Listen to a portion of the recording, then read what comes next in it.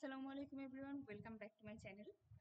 গত দুই ভিডিওতে আমরা দেখেছি shift left register, shift right register. আজকের ভিডিওতে আমরা যেটা দেখব সেটা হচ্ছে কন্ট্রোলড শিফট রেজিস্টার।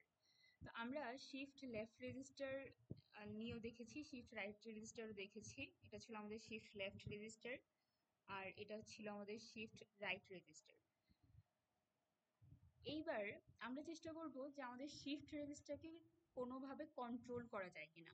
আমরা যখন বাফার রেজিস্টার পড়েছি তখন আমরা বাফারের যে ইনপুট, বাফার রেজিস্টার, ওইটাকে কন্ট্রোল করার জন্যে চেষ্টা করেছি।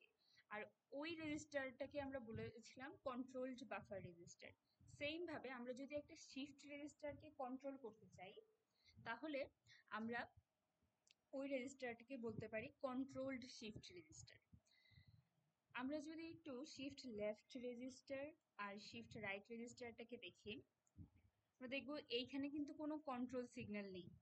ঠিক আছে, জাস্ট হচ্ছে একটা ইনপুট আসছে এবং প্রত্যেক ক্লক পালসে একটা একটা করে, প্রত্যেক ক্লক পালসে এক ফ্লিপ ফ্লপ থেকে অন্য ফ্লিপ ফ্লপে ইনপুটটা পাস হচ্ছে।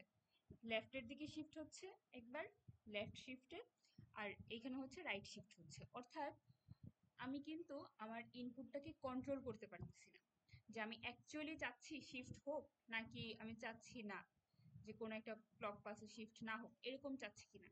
তো আমি যদি আমার ইনপুটটা কন্ট্রোল করতে চাই তখন সেখানে চলে আসে আমাদের কন্ট্রোলড শিফট রেজিস্টার। আচ্ছা, আমি চিত্র দেখে ভয় পাওয়ার কিছু নেই, আমি এখন ব্যাখ্যা করবো চিত্রটা। যারা হচ্ছে শিফট লেফট রেজিস্টার আর শিফট রাইট রেজিস্টার ভিডিওটা দেখেননি তারা প্লিজ দেখে আসবেন, দেখে আসলে এটা বুঝতে সুবিধা হবে। তো আমি একটু কথা বলি এখানে কি হচ্ছে।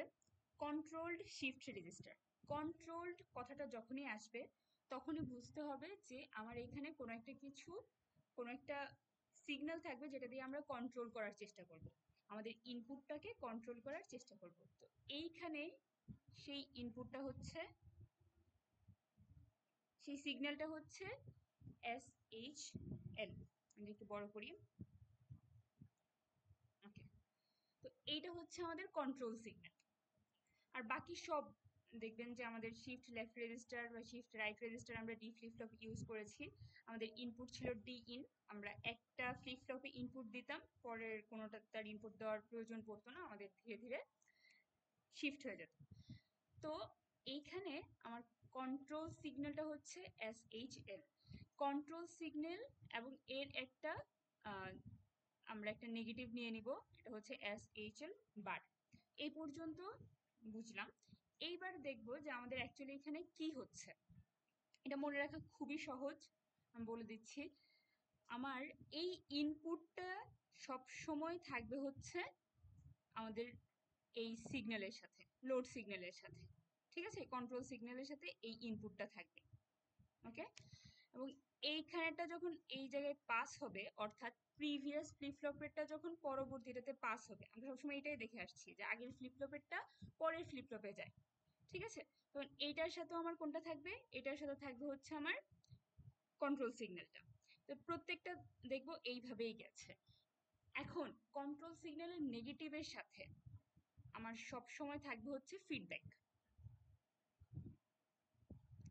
এটার জন্য থাকবে হচ্ছে আমার ফিডব্যাক।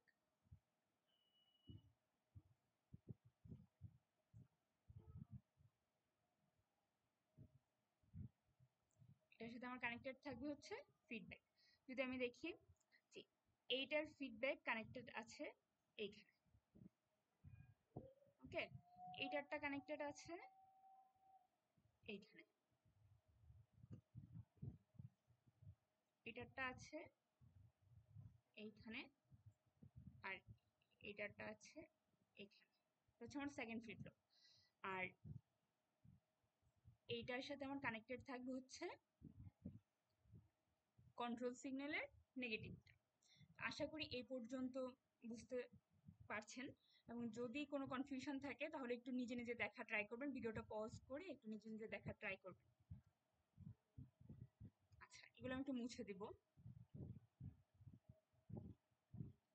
এখন এখানে কন্ট্রোলটা হচ্ছে কিভাবে, যদি আমি ওইটা একটু চিন্তা করি। যদি আমার কন্ট্রোল সিগন্যালটা 1 হয়, অর্থাৎ অ্যাক্টিভ থাকে।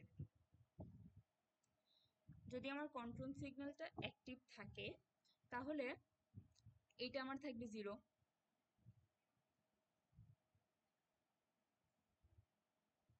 এটা আমার 0 থাকবে। এবং এটা যদি 0 থাকে তাহলে এই লাইনের সাথে কানেক্টেড যতগুলো অ্যান্ড গেট আছে আমরা কি জানি, এনিথিং অ্যান্ড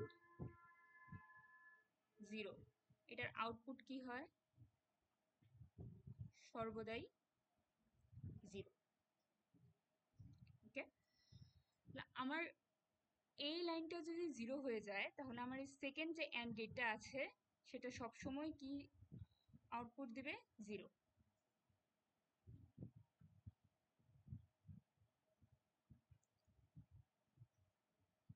এটা যদি সবসময় 0 আউটপুট দেয় তাহলে আমার ডি ইন যা হবে সেটার উপর নির্ভর করছে এই অ্যান্ড গেট আমার কি আউটপুট দিবে। ওকে, আমরা কি জানি যে আমাদের এটা যদি পজিটিভ হয় মানে 1 ইন্টু 1 অ্যান্ড ডি ইন,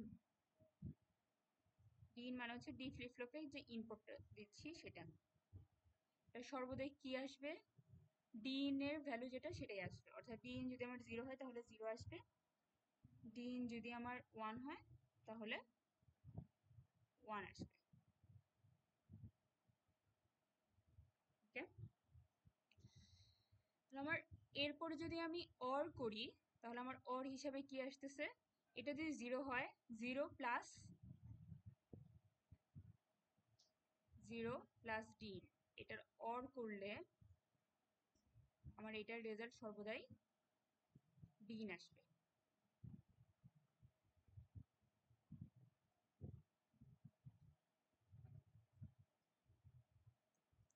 এবং এইখানে যদি ডিন যায়, যখন আমার কন্ট্রোল সিগন্যালটা 1 তখন এখান থেকে ইনপুট পরবর্তী ক্লক পালসে আউটপুটে পাস হবে। এইভাবে আমার যে কন্ট্রোল শিফট রেজিস্টার সেটা হচ্ছে প্রত্যেক ক্লক পালসে একটার থেকে অন্যটায় ইনপুট যেতে থাকবে। এখন যদি আমার এটা 0 হতো, যদি আমার কন্ট্রোল সিগন্যালটা 0 হতো তাহলে কিন্তু আমাদের কন্ট্রোলের নেগেটিভটা 1 হয়ে যেত এবং তখন পুরোটাই নির্ভর করতো আমার সেকেন্ড অ্যান্ড গেটের উপরে। এবং সেই ক্ষেত্রে দেখতাম যে আমার প্রত্যেকবার যেটা ফিডব্যাক আছে সেটাই হচ্ছে আমার D1-এ যাচ্ছে, যার ফলে কি বোঝাচ্ছে যে আমার ওই মোমেন্টে ওই ক্লক পালসে যেটা আগে থেকে স্টোর ছিল সেটাই হচ্ছে থাকবে, চেঞ্জ আসবে না। ওকে, তো এইভাবে আমরা ক্লক পালসের কন্ট্রোল করে ক্লক পালসের একটা সিগন্যাল কানেক্ট করে দিয়ে আমরা হচ্ছে এই পুরো সিস্টেমটাকে কন্ট্রোল করতে পারি, যে কন্ট্রোলটা আমাদের শিফট রাইট কিংবা শিফট লেফট রেজিস্টারে ছিল না। তো এইটাকে বলছে কন্ট্রোলড শিফট রেজিস্টার। আজকে ভিডিওটা আমি ইচ্ছা করে অনেক ছোট করছি, আলাদা আঁকানোর প্রয়োজন নেই, তাই আমি এইখানে বইয়ের মধ্যে দেখিয়ে দিলাম। এখানে জাস্ট একটা জিনিস মনে রাখতে হবে, লজিকটা মনে রাখবেন, আর একটা জিনিস মনে রাখতে হবে সেটা হচ্ছে আমাদের ফিডব্যাকের সাথে সবসময় যাবে হচ্ছে সেকেন্ড অ্যান্ড গেট এবং হচ্ছে আমার কন্ট্রোল সিগন্যালের যে নেগেটিভ সেটা, আর আমাদের ইনপুটের সাথে প্রত্যেকবার যাবে হচ্ছে আমাদের কন্ট্রোল সিগন্যাল, সেটা 0 হোক 1 হোক ওই অনুযায়ী কখনো স্টোর হবে কখনো শিফট হবে। ওকে, তো আজকের ভিডিও এই পর্যন্তই। ইনশাআল্লাহ পরবর্তী ভিডিওতে আমরা সিরিয়াল লোডিং প্যারালাল লোডিং এর কনসেপ্ট দেখব।